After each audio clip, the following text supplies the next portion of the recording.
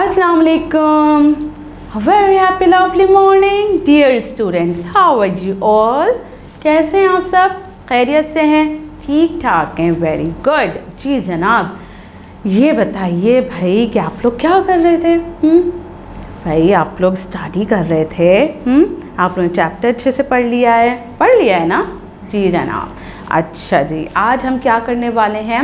आज हम life skill discuss करेंगे. अच्छा जनाब, ये बताइए, लाइफ स्किल तो अब आपको बहुत अच्छे से समझ आ गई होगी, यानी कि ज़िंदगी गुजारने की महारतें. ठीक है, और इस लाइफ को गुजारने के लिए हमें किन किन स्किल्स की ज़रूरत होती है. ठीक है. अच्छा ये आज हम कौन सी लाइफ स्किल डिस्कस करेंगे? आज हम देखते हैं कि हमारे पास बुक में कौन सी स्किल मौजूद है. Open page number 26. Self responsibility यानी कि एहसास ज़िम्मेदारी. हमारी क्या ज़िम्मेदारी है, ये आज हम डिस्कस करेंगे. भाई एज ए स्टूडेंट आप लोगों की क्या ज़िम्मेदारी है? आप लोगों के ऊपर अभी ज़्यादा ज़िम्मेदारियां नहीं हैं, इज़न्ट इट? अभी तो आप लोग का चाइल्डहुड है, बचपन है आप लोगों का, और आप लोग बहुत मज़े से इंजॉय कर रहे हैं. भाई थोड़ी तो ज़िम्मेदारी हमने डालनी है ना आप पर. आपको कौन सी ज़िम्मेदारी डाली है भाई? हमने स्टडीज़ की. जी जनाब, स्टडीज़ हमें बचपन से ही शुरू करनी पड़ती है. अर्ली एज से ही हमें अपनी स्टडीज़ शुरू करनी पड़ती है. आपको पता है यही एज है जब हम पढ़ना लिखना सब कुछ सीख रहे होते हैं. अगर हम बड़े होकर स्टडी स्टार्ट करेंगे तो हम कुछ नहीं सीख पाएंगे, इज़न्ट इट? इसलिए थोड़ी सी ज़िम्मेदारी हमारे पेरेंट्स हम पर डालते हैं, और वो क्या है भाई? वो है स्टडीज़ की. जी, आपको पढ़ना तो ज़रूरी है. पढ़ना क्यों ज़रूरी है भाई? हमें बड़े होना है, बड़े होकर अच्छा इंसान बनना है. और ये हमें किस तरीके से आएगा? जब हम अच्छा सा पढ़ेंगे, इज़न्ट इट? तो फिर हम खूब बड़े होंगे और अच्छे से सारी चीज़ें हमारी यानी कि सक्सेस की तरफ जाएंगे. आपको पता है ना कि हमारे पास बहुत बहुत बड़े बड़े लोग हैं जिनके हमारे पास एग्जाम्पल्स मौजूद हैं, जिन्होंने किस तरीके से बहुत मेहनत की है अपने तमाम मकासद को हासिल करने के लिए, इज़न्ट इट? सबसे बड़ी एग्जाम्पल कौन सी भाई? कायदे आज़म है. ठीक है, उन्होंने क्या किया था? उन्होंने रिस्पॉन्सिबिलिटी अपने ऊपर एक जिम्मेदारी लगाई थी कि भाई मुझे मुसलमानों के लिए एक आज़ाद वतन चाहिए. उन्होंने इसी बात को अपने माइंड में रखा था और फिर उसके लिए खूब मेहनत की थी. उन्होंने बहुत सारे लोगों को अपने साथ ज्वाइन किया था, बहुत सारे लोगों को अपने साथ मिलाया था और एक तहरीक चलाई थी, जिसके नतीजे में क्या हुआ था कि तमाम मुसलमान उनके साथ शामिल हो गए थे. और फिर उन्होंने और ज़्यादा जद्दोजहद की, तो फिर क्या हुआ था भाई? सक्सेस ने उनके कदम चूमे थे, यानी कि उन्हें कामयाबी मिली थी. और 14 अगस्त को पाकिस्तान मारूज़ वजूद में आया था, इज़न्ट इट? इसी तरीके से हमने भी क्या करना है कि अपने ऊपर कुछ रिस्पॉन्सिबिलिटी, अपने ऊपर कुछ ज़िम्मेदारियां आयद करनी है, ताकि हम उन जिम्मेदारियों को पूरी करते हुए सक्सेस की तरफ जाएं. जी चलें, बुक में देखते हैं हमें क्या बताया जा रहा है. ठीक है, Maulana Mohammad Ali Jauhar and Allama Iqbal worked very hard to unite the Muslims of the world. मौलाना मोहम्मद अली जौहर, आपको पता है ना, बहुत सारे मुस्लिम रहनुमा थे जिन्होंने इस तहरीक में हिस्सा लिया था. उस तहरीक में मौलाना मोहम्मद अली जौहर, उनके भाई मौलाना मोहम्मद शौकत अली, ये सब जो हैं शामिल थे. और इन्होंने क्या किया था? पूरी एक मूवमेंट चलाई थी, पूरी एक तहरीक चलाई थी और बहुत ज़्यादा मेहनत की थी अल्लामा इकबाल के साथ मिलकर. They considered it their responsibility, और उन्होंने ये अपनी ज़िम्मेदारी समझकर कबूल किया था. As a Muslim we have some responsibilities.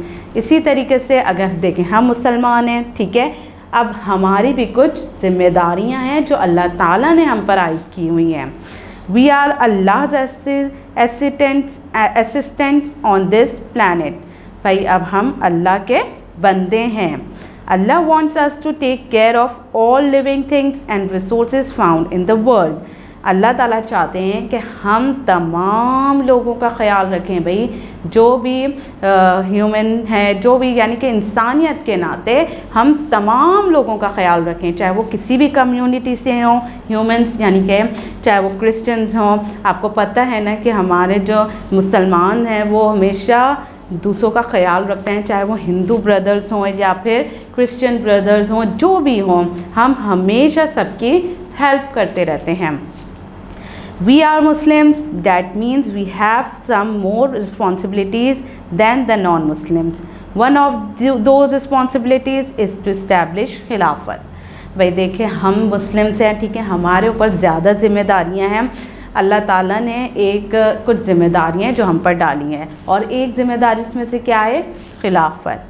जी जनाब, खिलाफत जो है वो बहुत ज़रूरी है। आपको पता है ना कि खिलाफत जो है हुज़ूर सल्लल्लाहु अलैहि वसल्लम के ज़माने से कायम है, और उसी में ही क्या होता था? मुसलमान सक्सेसफुल थे। आपको पता है ना मुसलमानों की कितनी बड़ी पूरी दुनिया पर हुक्मरानी थी। जब उन्होंने खिलाफत जब तक रही है तब तक मुसलमानों की हुकूमत हर जगह कायम रही थी, मगर जैसे जैसे मुसलमानों ने खिलाफत से दूर होना शुरू किया और जो दूसरे लॉज लाते रहे हैं, तो उससे क्या नुकसान हुआ है कि मुसलमान जो हैं वो पस्ती का शिकार होते रहे। यानी कि उन्होंने जब से अल्लाह और उसके रसूल सल्लल्लाहु अलैहि वसल्लम के अहकामात को नज़रअंदाज करना शुरू किया है, तब से मुसलमानों का ज़वाल शुरू हो गया है। इसलिए हमें क्या करना है? अभी भी हमारे पास वक्त है, हम क्या कर सकते हैं भाई? अल्लाह और उसके रसूल सल्लल्लाहु अलैहि वसल्लम के तमाम अहकामात को फॉलो कर सकते हैं, ताकि हम भी अपनी लाइफ को पूरी तरीके से सक्सेसफुल बना सके। Now activity. Why establishing Khilafat is an important responsibility for Muslims? What makes people who take responsibility better than the ones who don't take any responsibilities? अच्छा भाई, आपको अब ये बताना है, क्योंकि हमने पूरा चैप्टर पढ़ लिया है, आपको बहुत अच्छे से समझ आ गया है खिलाफत के बारे में। आपको ये बताना है कि क्यों हमें खिलाफत लानी चाहिए। ऑफ कोर्स देखें, खिलाफत में जो होता है एक ही इंसान होता है जो कि फ़ैसला कर रहा होता है, और वो फ़ैसला किस बुनियाद पे करता है? वो हुज़ूर से अल्लाह और उसके रसूल सल्लल्लाहु अलैहि वसल्लम के अहकामात को मद्देनज़र रखते हुए फ़ैसला कर रहा होता है। तो ये हमारे लिए बहुत इम्पॉर्टेंट है। अगर कोई बंदा इस तरीके से फ़ैसला कर देता है तो वो उसको फिर पूरी दुनिया यानी कि पूरा जो कंट्री होता है वो पूरा कंट्री फॉलो कर रहा होता है। अब हमारे पास ये सिस्टम क्यों नहीं है? क्यों हमारे पास सज़ाएँ नहीं दी जाती, जिसकी वजह से हमारे पास क्राइम बढ़े हुए हैं? क्योंकि हमने खिलाफत को छोड़कर प्राइम मिनिस्टर, चीफ मिनिस्टर, इसमें हम लग गए हैं, यानी जमहूरियत की तरफ आ गए, जो कि हमारे लिए नुकसानदेह है। यानी कि अगर प्राइम मिनिस्टर कोई बात कह रहे होते हैं तो सदर जो होते हैं, वो प्रेसिडेंट जो होते हैं, वो उस चीज़ की मुखालफत कर देते हैं। तो इस तरीके से जो चोर होते हैं, जो क्रिमिनल पीपल्स होते हैं, उनको सज़ाएं नहीं मिल पाती। तो ये सारी जो है ये डेमोक्रेसी में बहुत बड़ा नुकसान है। इसलिए हम मुसलमानों को कोशिश करनी चाहिए, हमें उठना चाहिए कि हम खिलाफत के बारे में, खिलाफती निज़ाम को इस दुनिया में ख़ासकर अपने कंट्री में राइज कर सकें, और इसी में ही हमारे लिए भलाई है और हमारी कामयाबी भी है। ठीक है, तो प्यारे बच्चों, आपने क्या करना है? अपनी टीचर से डिस्कस करना है कि खिलाफत में क्या क्या बेनिफिट्स हैं जो कि हमें मिलते हैं। ठीक है, खिलाफत में क्या होता है भाई? हमें जस्टिस मिलता है। सबसे मेन इम्पॉर्टेंट, हर इंसान को जस्टिस दिया जाता है। खिलाफत में क्या होता है? अमीर गरीब सब बराबर होते हैं, सबको एक ही निगाह से देखा जाता है। कोई यानी कि अमीर को गरीब पर फौकियत नहीं दी जाती है। तो ये सारी बातें जो कि आपको अपनी टीचर के साथ डिस्कस करनी है। ठीक है, और क्या करना है भाई? अपना बहुत ज़्यादा ख्याल रखना है। Have a nice day. अल्लाह हाफ़िज़।